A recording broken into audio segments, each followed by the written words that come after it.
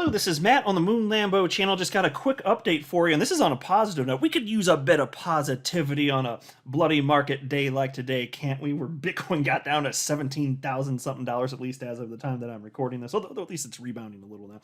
But we could use a little positive news, right? Well, Congress is increasingly taking note in the SEC versus Ripple case. They're hearing from their constituents, and I want to share with you what a congressman had to say to an XRP community member. I've got the letter here, along with some comments from attorney John Deaton. And then there's also this article from CoinDesk titled, Former SEC Chair Jay Clayton Talks Rapidly Evolving Crypto Regulation Landscape.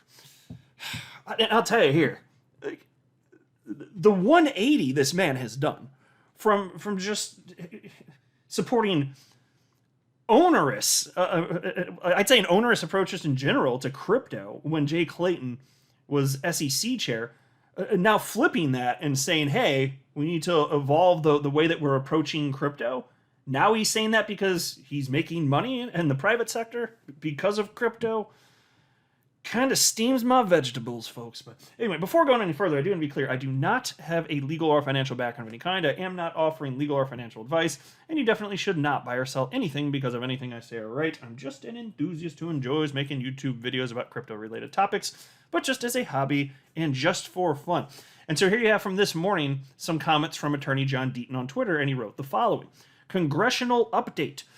On June 7th, 2022, I forwarded a letter to every single senator and congressional representative that sits on the banking/financial services committees of both chambers of Congress. Along with my letter, I enclosed a sample, a suggested letter of inquiry to the IG, so that'd be Inspector General, copying Gary Gensler and the SEC, asking that they confirm receipt of the Empower Oversight referral and how they plan to respond. And so what he's referencing there, you may recall, Empower Oversight, the not-for-profit entity that in December actually sued the SEC because they didn't want to hand over stuff that they really needed to via the Freedom of Information Act. And then when information was finally sent over, we see that there are clear improprieties surrounding Bill Hinman regarding the ethics office. That's of course what he's talking about right there. And we're saying, hey, can we proceed and look into this, please? That's effectively it, right? And then he shared a list of the people in Congress who had received his letters. And so check this out. He also separately tweeted out this. Very proud of crypto laws connect to Congress. For those of you who say, it won't make a difference, you are wrong. This is the second unsolicited reply from the House GOP leader from a message sent in January. And so I'm going to read it to you. It's short, but I'm going to read it to you. And I just want to echo this idea because John Deaton is absolutely hitting the nail on the head. You shouldn't have this attitude of, what difference can I make? I'm just one person.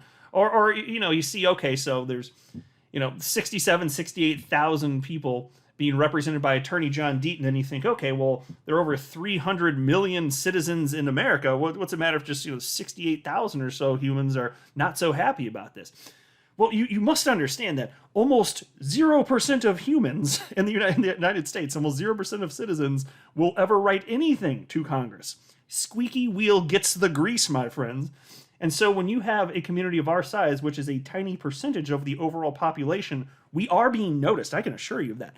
Everybody that's choosing to participate, look, your voice deserves to be heard, and I'm telling you, it's being heard. John Deaton has done something incredible by creating Connect to Congress. And so there is an XRP community member named David who shared a letter that he got from Kevin McCarthy, a member of Congress here. And this is dated June 17th, 2022. And so Kevin McCarthy of Congress wrote to David, and he said the following. Thank you for sharing with me your concerns regarding reports of conflicts of interest by senior staff at the U.S. Securities and Exchange Commission. As you mentioned, reports surfaced that William Hinman, who served as director of the Division of Corporation Finance at the SEC from 2017 through 2020, had a direct financial interest with his former law firm, including matters pertaining to cryptocurrency. Further, Freedom of Information Act requests appear to raise additional questions pertaining to senior staff compliance with SEC's ethics office policies and protocols. Given the SEC's office of Inspector General is aware of this request, along with the broader litigation between the SEC and Ripple, be assured I will continue to monitor this issue with respect to compliance with conflict of interest rules. Thanks again for contacting me. Sincerely, Kevin McCarthy, Member of Congress. That's pretty awesome, right? We're just a little XRP community. I'm telling you, people are taking note here, and this is good. They should be aware of this and understand how furious people are, our community are, because the SEC's got their boot on our neck. Of course we're upset. So that's why I thought it would be cool to share a little bit of positive news, especially on a day like today. Now there is this from CoinDesk. Former SEC Chair Jay Clayton talks rapidly evolving crypto regulation landscape. Oh, I can't wait to hear what your opinions are. Jeez, this freaking guy, man.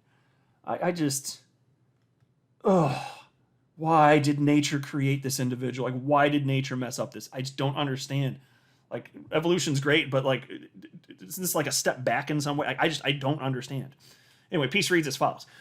Former Securities and Exchange Commission Chairman Jay Clayton's stance on the government's efforts to regulate crypto technologies has seemingly softened since his time as SEC chair, let's put it lightly, according to comments from the former securities regulator during a discussion with Grayscale CLO Craig Salm on Grayscale Convenes Thursday. The SEC can regulate many cryptocurrencies and classify them as securities because security laws regulate transactions in securities and not just the securities themselves, the ex-regulator told a LinkedIn live stream. So just pause to note. Like, he's still going with this concept of something by the nature of it existing is a security, but that is not in line with Howey. Remember the Supreme Court case? Howie Co. Remember that? Oranges, orange groves, all that crap?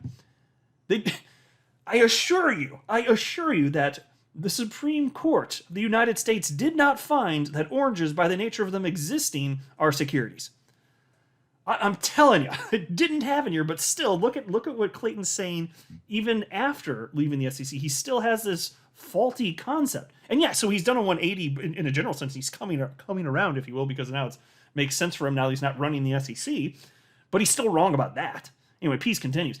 He also noted that spot Bitcoin exchange-traded funds, or ETFs for short, face market manipulation concerns and detailed how cryptocurrency's global reach means that products regularly span the jurisdictions of various regulators, which renders it difficult for regulators to apply regulations to cryptocurrencies. Now, Grayscale is a subsidiary of CoinDesk parent company Digital Currency Group. And here is a quote. If you look at different products or different aspects of what I would call the overall crypto ecosystem, you have products that span the jurisdiction of various domestic regulators. And that's a quote from Jay Clayton. And then he then said, so you had these global products and you're trying to apply domestic regulation to them. And then in applying domestic regulation to them, you had products that had overlapping jurisdiction, and that made applying regulations challenging, end quote. Jay Clayton, how come for the years you were running the SEC, you didn't address any of these concerns? Isn't it a little convenient that now that you're in the private sector, now you're talking about these concerns? When back in the day, you're like, hey, the law is very clear. A little strange, maybe? Piece continues. Clayton, who now serves as an advisor for Fireblocks, a $2 billion crypto custody firm, also shared that he now believes government agencies should not take a one-size-fits-all approach to crypto regulation. Well, hallelujah! Here's another quote from him. I believe that regulation, to the extent possible, should be technology agnostic. Yet, no path forward under your leadership at the SEC. No path forward whatsoever. Piece continues. The ex-regulator who helmed the most influential governmental regulatory body for the crypto industry from 2017 until his resignation in 2020 has been criticized for his shifting stance on crypto regulations before. Last year, some members of the crypto community criticized Clayton for writing a pro-blockchain op-ed for the Wall Street Journal, calling out the ex-regulator's role in spearheading the SEC's pursuit of high-profile crypto projects that were alleged by the government agency to sell unregistered securities offerings. Yes. So I talked about that when that happened. I'm just the hypocrisy and the lack of shame in engaging in this type of speak is astonishing. Nature, you done messed up. How did you create this creature? Like, how does this occur in nature? It's hard to believe, man. Hard to believe. I'm not a financial advisor. You should not buy or sell anything because of anything I say or write. That would be a very, very, very bad idea. Until next time, to the moon, Lambo.